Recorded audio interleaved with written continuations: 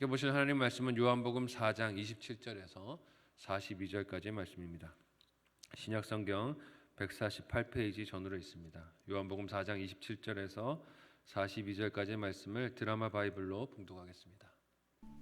이때에 제자들이 돌아와서 예수께서 여자와 말씀하시는 것을 이상히 여겼으나 무엇을 구하시나이까?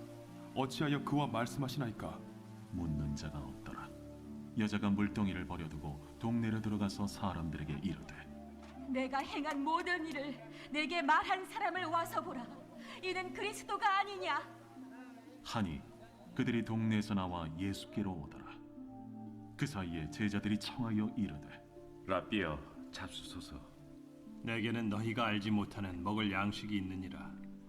제자들이 서로 말하되, 누가 잡수실 것을 갖다 드렸는가? 나의 양식은 나를 보내신 이의 뜻을 행하며 그의 일을 온전히 이루는 이것이니라. 너희는 넉 달이 지나야 추수할 때가 이르겠다 하지 아니하느냐? 그러나 나는 너희에게 이르노니 너희 눈을 들어 밭을 보라. 희어져 추수하게 되었도다. 거두는 자가 이미 삭도 받고 영생에 이르는 열매를 모으나니 이는 뿌리는 자와 거두는 자가 함께 즐거워하게 하려 함이라. 그런즉 한 사람이 심고 다른 사람이 거둔다 하는 말이 옳도다.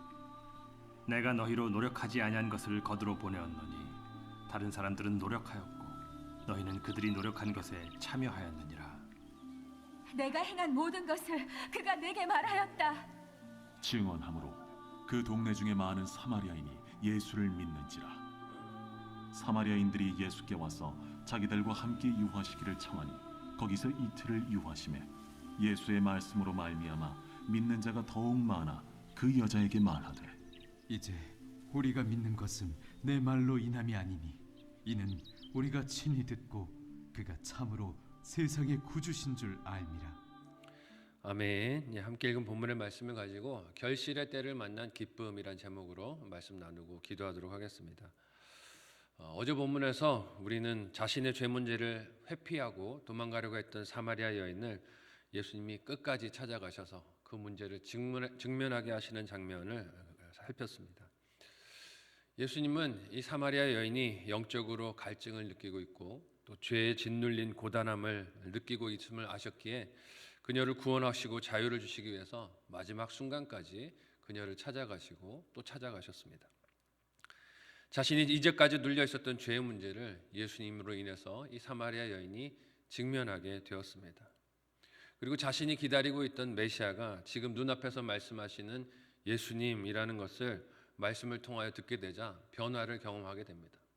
오늘 말씀해 보면 이 여인이 어떻게 변한 것을 볼 수 있습니까? 삶이 완전히 달라졌는데요. 함께 본문 27절에서 29절까지의 내용을 한 목소리로 읽어보겠습니다. 같이 읽습니다. 시작. 이때 제자들이 돌아와서 예수께서 여자와 말씀하시는 것을 이상히 여겼으나 무엇을 구하시나이까? 어찌하여 그와 말씀하시나이까? 묻는 자가 없더라. 여자가 물동이를 버려두고 동네로 들어가서 사람들에게 이르되, 내가 행한 모든 일을 내게 말한 사람을 와서 보라. 이는 그리스도가 아니냐 하니 그들이 동네에서 나와 예수께로 오더라. 아멘. 사마리아 여인이 생수가 되시는 예수님을 만나고 마음과 삶을 바라보는 시각이 완전히 이전과 달라지게 됩니다. 이런 변화를 겪고 있을 때였어요. 그때 제자들이 돌아와서 이 모습을 보게 되었습니다.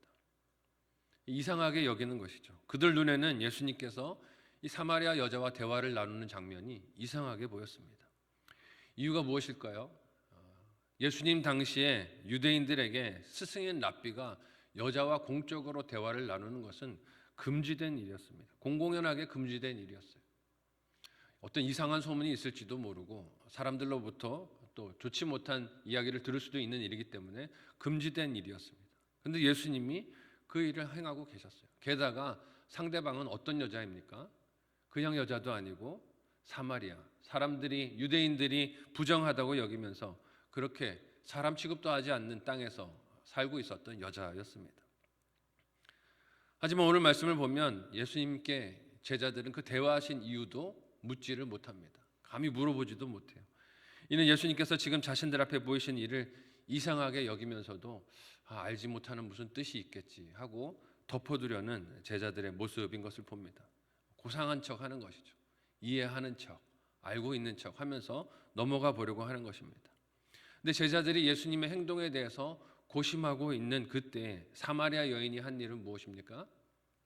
고심하는 것이 아니라 물동이를 버려두고 동네로 가서 그녀가 그동안 마주치기조차 부담스러워했던 사람들에게 자신이 만난 인물이 누군가를 소개하고 있습니다. 같은 그리스도를 만났습니다. 같은 예수님을 만났어요. 그런데 제자들과 사마리아 여인의 반응이 갈립니다. 다른 것을 볼 수 있어요. 이는 예수님께서 지금 자신들 앞에 보이신 일을 이상하게 여기면서도 알지 못하면서도 감히 묻지 못하는 제자들은 여전히 그것이 궁금하기는 했지만 체면 뒤에 그것을 가려두고 표현하지 못하는 약간의 어두움이 있는 것을 우리가 알 수 있습니다. 묻지 못한 이유는 여러 가지일 수 있어요. 아는 척 하고 싶은 체면이 작동했을 수도 있고 자기의 무지함을 지적당하기 싫은 그런 마음속에 교만이 작동했을 수도 있습니다. 부끄러웠을 수도 있죠. 내가 뭔가를 물었다가 예수님께서 너가 그것도 모르느냐라고 지적을 당할까 봐 부끄러운 마음이 그들 안에 있을 수도 있습니다. 이상히 여긴 마음을 나타냈다가 스승으로부터 선생님으로부터 어떻게 나를 믿지 못하고 의심할 수 있느냐라고 책망을 들을까 봐 두려움이 있었을 수도 있습니다. 이유가 무엇이 됐든지 간에 마음에 있는 것을 나타내지 못하고 제자들은 가만히 있었습니다. 하지만 이와 대조적으로 사마리아 여인은 어떻습니까? 자기의 물동이를 버렸습니다. 이 물동이가 어떤 물동이였습니까? 사람들의 얼굴을 피해 낮에 물을 길어 옮기는 도구였어요. 자신의 필요를 채우던 도구였습니다. 그러나 자신이 만난 예수님을 증거하기 위해서 이를 내려놓는 선택을 사마리아 여인이 하는 것을 봅니다. 그리고 그동안의 죄책감에 눈치만 봤을 것 같은 마을 사람들을 찾아가서 무엇을 말합니까? 이 부분이 참 마음이 먹먹해지는데요. 내가 행한 모든 일을 내게 와서 말하신 이 사람을 와서 보라고 말합니다.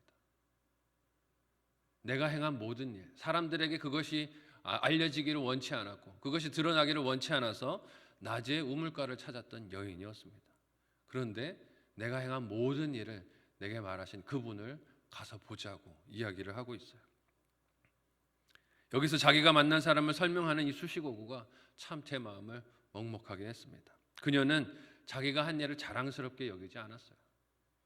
자랑스러운 일이라고 여기지 않았습니다. 오히려 부끄럽고 숨기고 싶은 일이었습니다. 자신의 수치를 전혀 다른 관점에서 그러나 예수님을 만나고 보고 해석하게 된 것을 봅니다. 더 이상 수치가 아니고 더 이상 상처가 아닌 것이에요. 예수님을 만났기에 이 일이 변하여 나를 구원하여 부르신 예수님의 은혜가 되어서 말하는 것을 봅니다. 그러니 자신의 입으로 내가 행한 모든 일을 내게 말한 사람을 와서 보라라고 말하는 것에 이 여인은 거리낌과 불편함이 없습니다. 감격이 있고 기쁨이 있고 거기에 수치나 부끄러움이 없어요. 여러분 이것이 복음의 능력인 줄 믿으시기를 바랍니다. 복음은 상처에 계속 사람이 매여서 살도록 만드는 것이 아니라 그 상처를 넘어서서 그 가운데 다가오신 예수님을 보고 이것이 더 이상 나에게는 상처가 아닙니다. 이것이 더 이상 나에게는 수치가 아닙니다. 이것이 예수님을 만나주신 은혜의 자리였습니다 라고 말하는 것을 보게 됩니다. 그녀의 자기 고백과 만난 그리스도에 대한 증언에 오늘 본문의 마을 사람들이 어떻게 반응을 합니까? 그들이 동네에서 나와서 예수님께로 함께 나옵니다. 예수님께서는 이 장면을 얼마나 감격된 마음으로 보셨을까요? 그 감격하신 마음은 이어지는 제자들과의 대화에서 느낄 수가 있습니다. 함께 본문 31절에서 35절까지의 말씀을 하이라이트 된 부분을 주의하면서 우리 같이 읽어보도록 하겠습니다. 같이 읽습니다. 시작. 그 사이에 제자들이 청하여 이르되 랍비여 잡수소서. 이르시되 내게는 너희가 알지 못하는 먹을 양식이 있느니라. 제자들이 서로 말하되 누가 잡수실 것을 갖다 드렸는가 하니 예수께서 이르시되 나의 양식은 나를 보내신 이의 뜻을 행하며 그의 일을 온전히 이루는 이것이니라. 너희는 넉 달이 지나야 추수할 때가 이르겠다 하지 아니하느냐? 그러나 나는 너희에게 이르노니 너희 눈을 들어 밭을 보라. 희어져 추수하게 되었도다. 아멘. 제자들은 예수님께 필요한 것이 육신의 허기를 채울 음식이라고 여겼습니다. 그래서 자신들이 준비해온 음식을 드리면서 선생님 드십시오 하고 그 음식을 드렸죠. 그러나 예수님은 제자들이 볼 때 다시 이상한 말씀을 하십니다. 뭐라고 말씀하십니까? 나에게는 이미 다른 양식이 있다라고 하세요. 제자들은 알지 못하는 사이에 누가 음식을 갖다 드렸는가 그것을 궁금해합니다. 지금 제자들의 상황이 예수님을 따르고 있기는 하지만 여전히 그 관점이 땅에 가 있는 것을 볼 수 있습니다. 오로지 육신의 배를 채우는 것이 예수님께 시급한 일이라고 여기고 있는 것이죠. 그래서 예수님이 제자들에게 설명해 알게 하시는 의미가 무엇인지를 알지 못하고 있습니다. 그러나 예수님이 그들에게 친절하게 다시 설명하세요. 예수님의 양식은 육신의 허기를 달래는 음식이 아니라 하나님께서 보내신 뜻을 행하시며 그 일을 이루는 것이라고 하십니다. 그 양식을 지금 이미 공급받고 있다라고 말씀을 하세요. 이는 그들이 사마리아 여인과 예수님의 대화를 이상하게 보면서 감히 묻지도 못했던 그 질문까지 포함해서 답을 주시는 것입니다. 내가 왜 그 사마리아 여인과 이야기를 했는지, 무엇이 그것으로 나의 양식이 되게 하는지를 예수님이 설명하시는 거예요. 지금 제자들이 이상하게 여기는 그 일들이 하나님께서 보내신 뜻을 행하고 계신 것이고 예수님의 양식이 되시는 하나님의 일을 행하고 계신 과정이라는 것을 말씀하시는 것입니다. 이것을 추수의 때로 비유로 해서 말씀해 주세요. 제자들은 단지 곡식을 거둘 때를 바라보면서 아직도 그 추수할 시기가 넉 달은 넘게 남았다라고 생각하며 땅을 바라보고 있지만 예수님은 이미 추수의 때가 되었다고 하십니다. 그 증거가 무엇입니까? 사마리아 여인이 지금 복음을 들고 가서 사람들에게 전하고 돌아오는 그 장면이 추수의 때가 된 것을 보여주는 증거라는 것입니다. 이 또한 곡식만을 바라보고 있는 제자들에게는 이해가 가지 않는 설명이었겠지만 예수님은 이 사마리아 여인이 자기 부끄러움을 넘어서서 메시아를 전하는 모습에서 하나님이 명하신 때가 되었구나 하는 것을 분별하시고 기뻐하고 계시는 것입니다. 그래서 예수님은 이어지는 36절에서 38절에 이 영혼의 추수가 하나님의 섭리 안에서 뿌리는 자와 거두는 자가 서로 다르지만 함께 기쁨을 누리는 감격이 있음을 가르치십니다. 뿌리는 자는 거두는 작업에 들어온 것이 아니지만 그럼에도 이 결실을 보고 기뻐하는 기쁨이 있는 것이 천국 추수의 기쁨인 것을 말씀하세요. 여기에서 중요한 것이 무엇입니까? 누가 뿌리고 누가 거뒀는가가 아닙니다. 지난 주일에도 저희 교회 세 가족이 한 분이 오셨는데 만나서 어떻게 교회로 오시게 되셨어요? 이야기를 물어봤더니 몇 년 전에 전도부가 길에서 만나서 전도한 그 이야기가 기억이 나서 한참 마음에 품어두고 있다가 몇 년 만에 교회에 오시게 되셨다라고 이야기를 하세요. 어떤 분들은 전도부가 나가서 요즘 시대에 길에서 전도하는 게 무슨 의미가 있는가 궁금해하는 분들이 계신데 그렇지 않다는 것을 우리가 알 수 있습니다. 뿌리는 자가 있으면 또 거두는 자가 다를 수도 있다는 것이에요. 근데 그렇게 그것이 기억나서 교회에 오셨다고 말씀하시면서 감격하셔서 눈물을 글썽글썽 하시는데 보면서 제 마음이 다 먹먹했어요. 하나님의 일하심이 이런 것이구나 하는 것을 깨닫게 되었습니다. 예수님이 그런 말씀을 하시는 것입니다. 드디어 하나님이 예비하신 추수의 때가 된 것이 핵심인 것이에요. 누가 뿌렸고 누가 거두는가 하는 것이 중요한 것이 아닙니다. 그리고 그 감격의 결실이 사마리아 여인을 통해 어떻게 눈앞에 드러나게 됩니까? 함께 마지막 오늘 본문 39절에서 42절까지의 내용을 한 목소리로 읽어보도록 하겠습니다. 같이 읽습니다. 시작. 여자의 말이 내가 행한 모든 것을 그가 내가 말하였다 증언하므로 그 동네 중에 많은 사마리아인이 예수를 믿는지라. 사마리아인들이 예수께 와서 자기들과 함께 유하시기를 청하니 거기서 이틀을 유하심에 예수의 말씀으로 말미암아 믿는 자가 더욱 많아 그 여자에게 말하되 이제 우리가 믿는 것은 내 말로 인함이 아니니 이는 우리가 친히 듣고 그가 참으로 세상의 구주신 줄 알미라 하였더라. 아멘. 복음을 들은 사마리아 여인, 조금 전만 해도 사람들을 피해서 우물가를 찾았던 그 사람이 완전히 변화되어서 사마리아의 첫 전도자가 되었습니다. 얼마나 놀라운 은혜입니까? 사마리아의 첫 전도자가 이 죄 많은 여인이 되었어요. 내가 행한 모든 것을 그가 내게 말했다라고 외치는 그 말에, 그 일에 아무 두려움과 염려도 없었습니다. 그리고 하나님은 그 여인의 신앙 고백을 통해, 간증을 통해 또 많은 영혼들을 추수하는 곡식들로 주님 품에 돌아오게 하시는 놀라운 영광을 보여주십니다.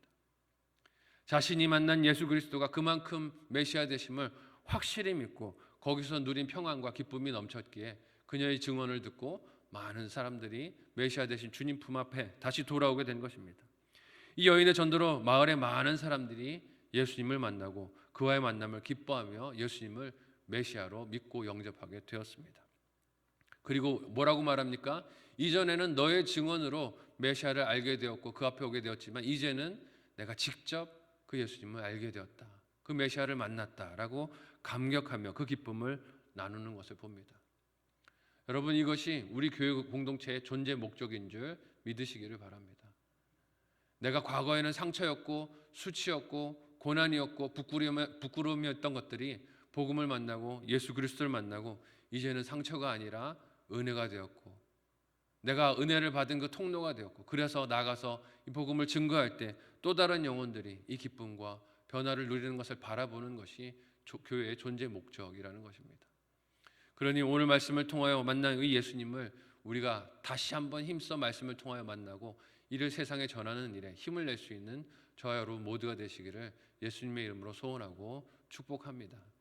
이것은 부끄러운 것이 아니라 기쁘고 감격스러운 일입니다. 진정한 행복입니다.